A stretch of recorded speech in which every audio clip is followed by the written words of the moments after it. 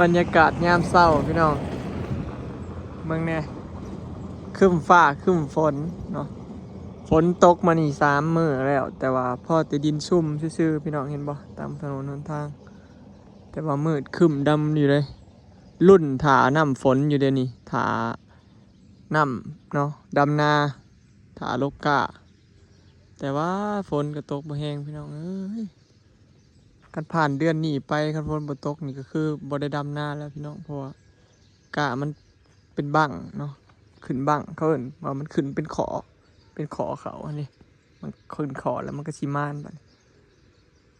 มึงแล้วเนาะหึมซื่อๆบ้านเฮาแห้งแล้งแห้งปีนี้น้ำแทบบ่มีเลยเนาะสบายดีเด้อพี่น้องสบายดีเบ่ทุกคนเนาะสบายดียามเช้าพี่น้อง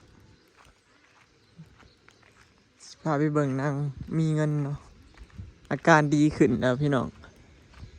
เมื่อเช้านี่บอยออกมาเฮือนเห็นเพิ่นยิ้มเปื่อยๆแล้วออกหน้าทำบอยเฉยพี่น้องดีขึ้นแฮงแล้วแต่ว่ายังสิพาไปหาหมอเนาะไปกวดเบิ่งไปเอ็กเบิ่งนะว่าเป็นเท่าใดจักหน่อยเนาะสลอยกินข้าวแล้วสิพาขึ้นไกลพี่น้องสวรรค์พุในเมืองประมาณ90 กว่ากิโลประมาณ100 โล90 โลแหละประมาณ100เนาะเผื่อบ้านเขาออกไปฮอดสวรรค์งั้นนี่ไหนฮะมันใครแน่แล้ว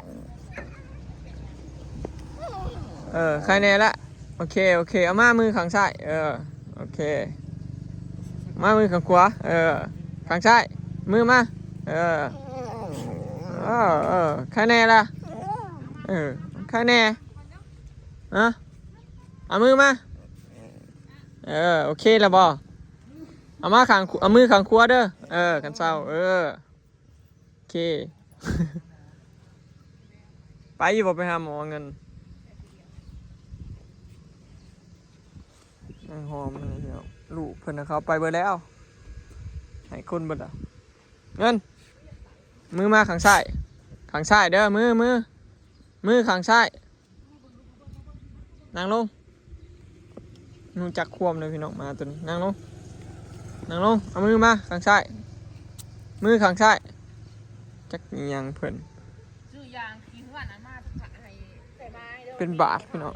เขาครบนางหอมบอกครบหรือหมาผู้อื่นเงินนั่งลงมือมาเอาข้างขวามือมาข้างขวา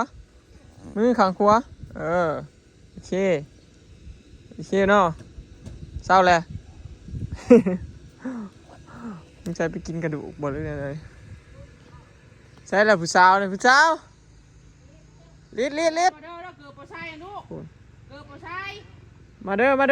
มาเกือบปใส่นะไปเลยไอ้มาลูกมาใส่เกือบนะเกือบปใส่อุ๊บมันมาเร็วมากินข้าวเร็วได้มากินข้าวกันได้กินข้าวกันนะเกือบปใส่ไม่ต้องแล่นดอกลูก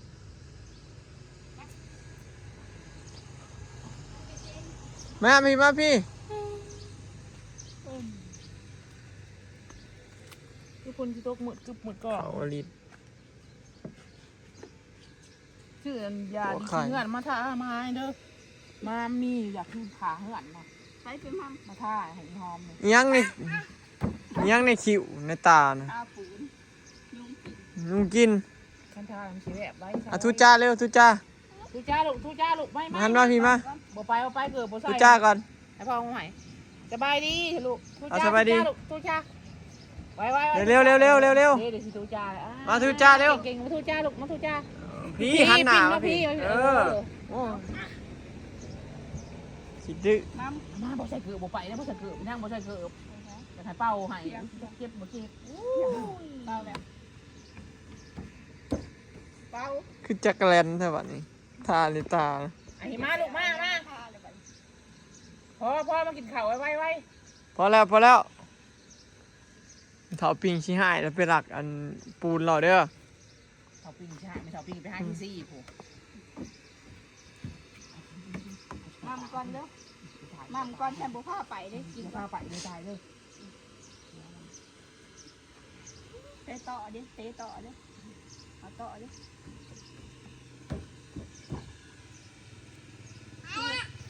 ผลิตชวนเตะ เดี๋ยว ต่อ เอื่อยมาจะแปลงได้อีกเลยนะเอื่อยนะกระได ชวนเตะต่อก ลายแป๊ดไปอีกแล้ว เอิ้นแล้วเตะต่อค่ะ มาลูกมาผมเอื่อยนะมาเลยผมโอ้เอื่อยยะมาเลยผมลูกกินลูกกินเอื่อยยะงานเอื่อยยะของเงิน ไปแล้ว แกงค่ะ พอมาตัด ลิตรสุดเพิ่นฝนก็บ่ตกพี่น้องเอ้ยอยู่แบบนี้ เยอะมากกะเพราดินแห้งอยู่แต่ละวัน มื้อก็บ่ได้เฮ็ดหยังออกแต่หน้าเพอฝนก็บ่ตกถ่าอยู่ไปก็สบายแต่ผู้หน้าหวานพี่น้อง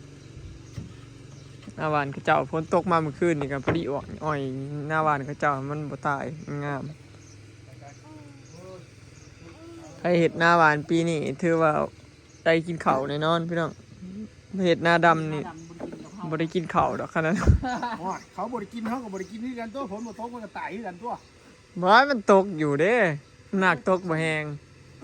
พอแต่อ้อยเขาบ่ตายซื่อ ผมมีพ่นอีกเขาอ่ะข้าวเขา แล้ว นี่เรื่องเทพแล้วกันเลย สิบ่ได้เอาไปสิได้ขายหน้าซื้อเขาวกินด้วยนะนี่ บ่แม่น ได้ที่ป้าทำไม่ได้ จากเฮ็ดหน้ากินข้าวก็สิได้ขายหน้าซื้อข้าวกินแล้วก็นั่นสิต้องของบ่เฮาสิยากเวียกว่าสิไปอยู่ตะกูดเพิ่นว่า มาไปหาหมอ แจ๊กกี้ แกปักซองกับบ่มีหมอหา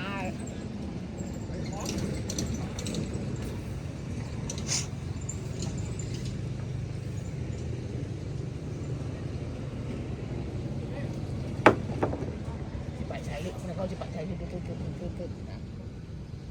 เขาจะไปหาหมอผมเห็นยุไปหาป่าไปหาป่าคลองผู้เด้อีนางผู้ไปบ่ยำได้เขายำได้ลูกเขานะยำได้ลูกเขานะจะโอ้แขวอีนางเบิ้งแขวอีนางอ่ะจักเล่มเลยลูก ใช้แขวนะใช้แขวป่งนะลูก ใช้แขวป่งนะแขวยังป่งอ่ะกลืนลูกกลืน ใช้แขวนะ ยะจ้ะ โอ้แขวป่ง เอา มา ไว้ น้ำลายเฮ้ยเจ็บแขวย่าเอาสิเด้อ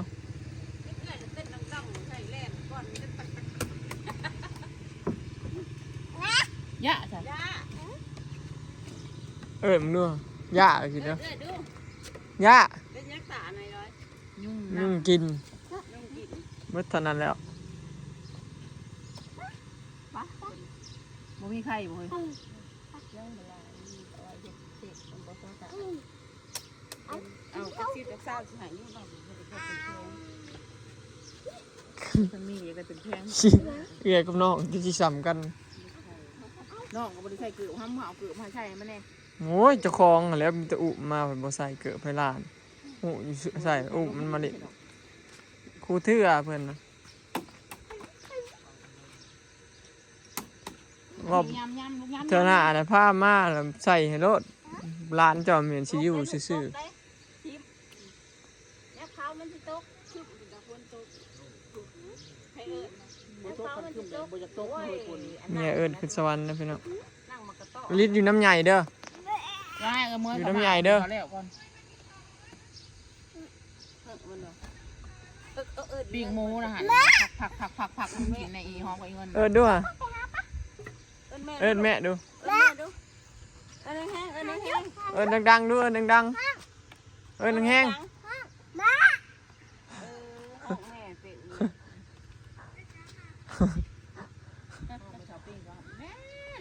เอิ้นแห้งอีกแม่บ่ได้ กระห่อป้อนคอมาแล้วก็ ไม่ร้อยสิเอิญเบิ้งลูกไ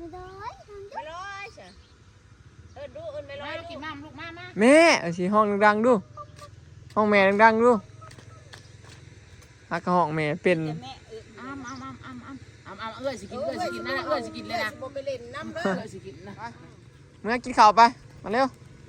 ไปอย่างเมื่อ โอ้บีดคิงขี้ขาดแล้ว ไปยังมามันจะคือพ้นที่มาเนี่ยพี่น้อง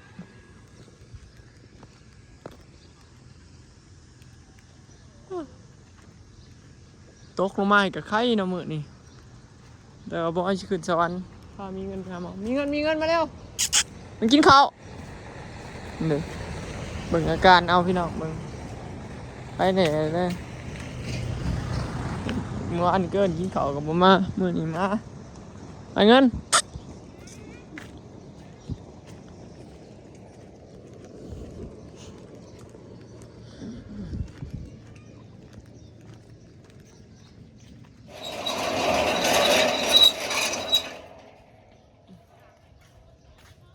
ไป มื้อนี้ไข่แน่ ไข่ ฮู้เลยสิพาไปหาหมอ มาเลยมากินข้าวมาเงินมา ย่างกบ มากินข้าวมันก็ย่างง่วยๆอยู่ เป็นยัง บางมื้อบ่ต้องโคเป็นไข่หูเย็น มากินข้าวมาเร็วหอม เอามากินข้าว หอมมากินข้าวมาหอม อะไรวะพาไปหาหมอ ไหวโอ้ คือยังมีการบอกเลยบอกคือมากไปด้วย คันว่าไปหาหมอนะหูเลย โป๊ะดูนะ โป๊ะจืด เดี๋ยวมาก่อนเฮ้ย ไม่ว่าจะนั่งเงินไหนนั่งหอมแห้งจืดไปก่อนเอื้อยไปก่อนน้องอีกข้างว่าหมอหาหมอคนนี่นั่งมีเงินก็กินข้าวปกติพี่น้องกินข้าวลายปกติเศร้าบ่มีอาการเจ็บนั่นเจ็บนี่เป็นแต่มื้อวานมื้อเดียวนะ เมื่อวานก็มาซื้อนี่ แล้วก็ แต่ว่าสิเป็นดูได้สิเป็นช่วงเศร้าน่ะเป็นท้องโคน่ะแต่ก็ยากเพื่อความสบายใจยันเป็นอีกแต่ที่แน่ๆลูกมันบ่เห็นออกเลยจะเอาไปหาหมอ ไปเอกเบิ่ง ซากกระเทือนเลยนะเฮ้ย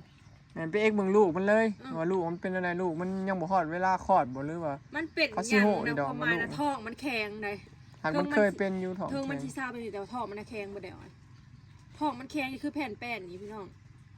มันยังเจ็บได้บ่ายบนนั้นคือตึงเนี่ย อาการไข้คือตอนเฮาพาไปฉีดยาหมอนั่นน่ะแต่ว่าตอนนี้มันผัดท้องเลยมันก็เลยแบบ มันเจ็บอยู่ อืม คือมันเศร้าเนาะนี่น่ะแต่ว่ามันยังเจ็บอยู่แต่ว่าบ่แห้งนะคอยเบิ่ง ไข้แน่ล่ะ ท้องน่ะแข็งตลอดเลย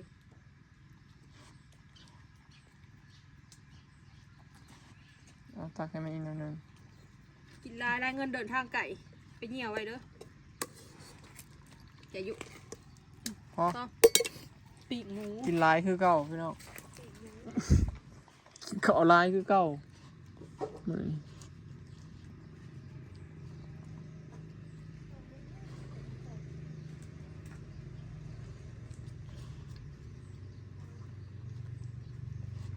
เสื่องเสือน้องเอา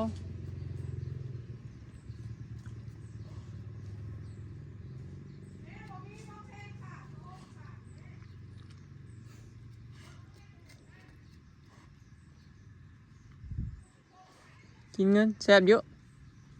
แซ่บอยู่เงิน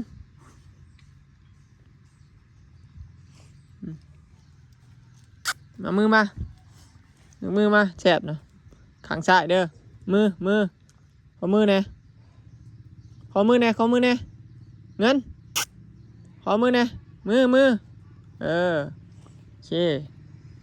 โอเคไปนี่ไปกินน้ำไปกินน้ำไป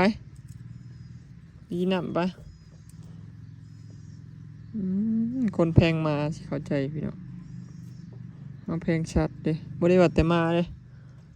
คนแพงชัดเด้อตุกเพราะว่าสัตว์นี่แพงแบบว่าแต่หมูมาก็ไก่คนแพงชัดนี่ให้ลูกนี่ฮะเดี๋ยวสิพามีเงินขึ้นหาหมอเนาะพี่น้องจังได้ก็ฝากเบิ่งคลิปเป็นกำลังใจให้มีเงินหน่อยเด้อที่ไปนี่ก็คงสิได้ปะให้นอนน้ำหมอนั่นแหละคิดว่าเพราะว่าเครื่องเอ็กมันมีแต่อยู่ไทยกับชั่วหลายเนาะเขาต้องส่ง2 ต่อพี่น้องจ้างหมอทางฝั่งลาวพระเจ้าเอาประขามไปหาอีกที่เด้เมื่อไหร่ไปแล้วพี่น้องสบายดี